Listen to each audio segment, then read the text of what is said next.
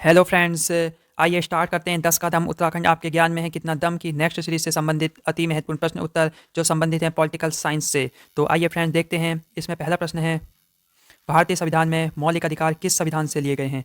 तो फ्रेंड्स, भारतीय संविधान में मौलिक अधिकार अमेरिका के संविधान से लिए गए हैं। और नेक्स्ट क्वेश्चन क्या पूछ सकता है एग्जामिनर, भारतीय संविधान में मौलिक अधिकार संविधान के किस भाग से संबंधित हैं? तो फ्रेंड्स, ये संबंधित हैं आपके भाग 3, भाग 3 और आर्टिकल है इसका 12 से लेकर 35 तक। तो फ्रेंड 12 से लेकर 35 तक जो आपके भारतीय संविधान में मौलिक अधिकारों का वर्णन है, और मौलिक अधिकारों को ही भारत का मैग्ना कार्टा कहा जाता है। तो आपको याद रखना है भारत का मैग्ना कार्टा किसको कहा जाता है, तो वो कहा जाता है मौलिक अधिकारों को। नेक्स्ट प्रश्न में चलते हैं अब हम।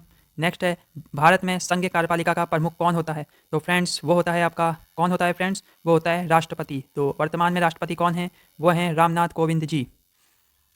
नेक्स्ट चलते हैं फ्रेंड्स। नेक्स्ट है, भारतीय संविधान का कौन सा भाग कल्याणकारी राज्य के आदर्श की घोषणा करता है?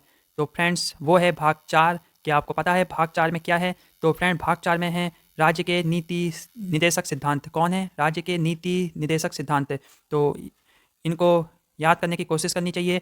और ये किस आर्टिकल से संबंधित हैं राज्य के नीति निदेशक सिद्धांत? वो हैं आपके आर्टिकल 36 से आर्टिकल 51 तक। तो फ्रेंड इसे याद रखना है। 12 से 35 तक हैं मौलिक अधिकार, और आर्टिकल 36 से 51 तक हैं हमारे नीति निदेशक सिद्धांत, भाग 4 36 से 51। और जानते हैं भारतीय संविधान में राज्य के नीति निर्देशक सिद्धांत कल्याणकारी राज्य के आदर्श की घोषणा करता है।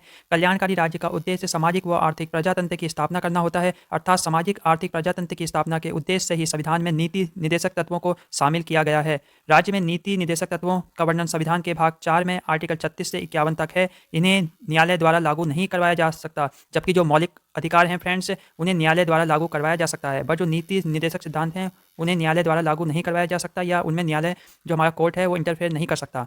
तो फ्रेंड्स आई होप आपको समझ में आ गया होगा। नेक्स्ट है, भारत में सर्वोच्च न्यायालय का प्रत्येक न्यायाधीश किसके द्वारा नियुक्त होता है? तो फ्रेंड्स भारत में सर्वोच्च न्यायालय का जो प्रत्येक न्यायाधीश है वो राष्ट्रपति द्वारा निर्वाचित होता है। निर्वाचित तो नहीं कह सकते, नियुक्त होता है। तो जो भी और न्यायाधीश होते हैं सुप्रीम कोर्ट के और किसी भी न्यायालय के, सर्वोच्च न्यायालय के, तो उन सभी न्यायाधीशों से राय लेकर राष्ट्रपति भारत में सर्वोच्च न्यायालय के न्यायाधीश की नियुक्ति करता है। तो आपसे यही पूछा जाएगा कि भारत में सर्वोच्च न्यायालय का प्रत्येक न्यायाधीश किसके द्वारा नियुक्त किया जाता है? आप कहेंगे राष्ट्रपति। नेक्स्ट है, सहकारिता आयोग की रिपोर्ट संबंधित है। तो फ्रेंड्स बताइए सहकारिता आयोग की रिपोर्ट किससे संबंधित है? तो फ्रेंड्स आपके पास है 5 सेकंड का समय, तो क्या आप बता सकते हैं सहकारिता आयोग की रिपोर्ट किस चीज़ से संबंधित है? तो फ्रेंड्स यहाँ हम आपको बताते हैं सहकारिता आयोग की रिपोर्ट केंद्र और राज्यों के पारस्परिक संबंधों से संबंधित है। किससे संबंधित है? केंद्र और राज्यों के पारस्परिक संबंध से। आइए जानते हैं। सहकारिता आयोग की सिफारिशों का संबंध केंद्र व राज्यों के पारस्परिक संबंध से है। इस आयोग का गठन 1983 में केंद्र सरकार द्वारा उच्चतम न्यायालय के सेवानिवृत्त न्यायाधीश RS सरकारिया की अध्यक्षता में किया गया था। इस आयोग ने केंद्र राज्य संबंधों के सुधार की दिशा में 247 सिफारिशें प्रस्तुत की थी। तो फ्रेंड्स अब आपको समझ आ गया होगा सहकारिता आयोग की रिपोर्ट किससे संबंधित है? केंद्र और राज्यों से के जो संबंध हैं उससे संबंधित हैं। और इसकी रिपोर्ट में कितनी सिफारिशें की गई थी? इसकी रिपोर्ट में 247 सिफारिशें की गई थी। तो फ्रेंड्स कितनी सिफारिशें की गई थी? 247। सहकारिता आयोग किस से संबंधित है? तो आपको ऑप्शन मिलेगा एग्जाम में, केंद्र और राज्यों के संबंधों से। तो केंद्र और राज्य के संबंध कैसे अच्छे हो सकते हैं, उसी पर आधारित है आपकी सहकारिता आयोग की रिपोर्ट, जो आई थी 1983 में, और जिसने 247 सिफारिशें प्रस्तुत की। कितनी की फ्रेंड? 247। नेक्स्ट है, भारत में राजनीतिक दलों को किसके द्वारा मान्यता दी जाती है? तो फ्रेंड्स बहुत इंपॉर्टेंट प्रश्न है, भारत में राजनीतिक दलों को किसके द्वारा मान्यता दी जाती है? तो फ्रेंड्स बताइए, आपके पास 10 सेकंड का समय है, क्या आप बता सकते हैं? तो फ्रेंड्स आई होप आपने सोच लिया होगा इसका करेक्ट आंसर क्या है। तो फ्रेंड्स इसका राइट आंसर है आपका निर्वाचन आयोग। आइए जानते हैं, भारत में राजनीतिक दलों को भारत के निर्वाचन आयोग द्वारा पंजीकृत और मान्यता प्रदान की जाती है। तो किसके द्वारा की जाती है फ्रेंड्स? निर्वाचन आयोग द्वारा। नेक्स्ट है, भारत संविधान के किस भाग में राजभाषा का प्रावधान है? भारतीय संविधान के किस भाग में? यहाँ भाग पूछा है तो याद रखना है, भाग है 17। भाग 17 अगर आर्टिकल हैं 343 से 351 तक, 343 से 351। तो भारतीय संविधान के किस भाग में राजभाषा का प्रावधान है? भाग 17। और आर्टिकल हैं 343 से 351 तक, 351 तक भारतीय संविधान में राजभाषा का प्रावधान है।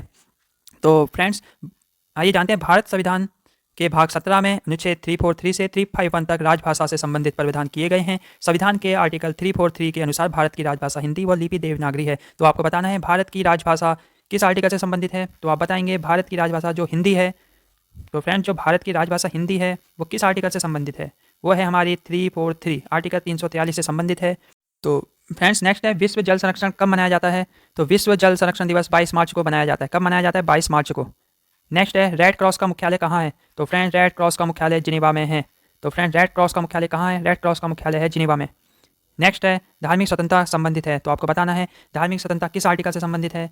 तो फ्रेंड धार्मिक स्वतंत्रता संबंधित है आपके, क्या आप सोच सकते हैं? क्या आप कमेंट सेक्शन में बता सकते हैं किस भाग से संबंधित है? तो फ्रेंड्स ये संबंधित है आर्टिकल 25।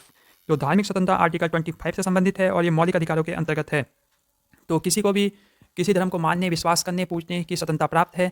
तो फ्रेंड्स आई होप आपको ये वीडियो पसंद आई होगी। अगर पसंद आई होगी तो लाइक करने का प्रयास करिएगा और जो चैनल में नए हैं वो चैनल को सब्सक्राइब करिएगा। बाकी मिलते हैं कमेंट सेक्शन।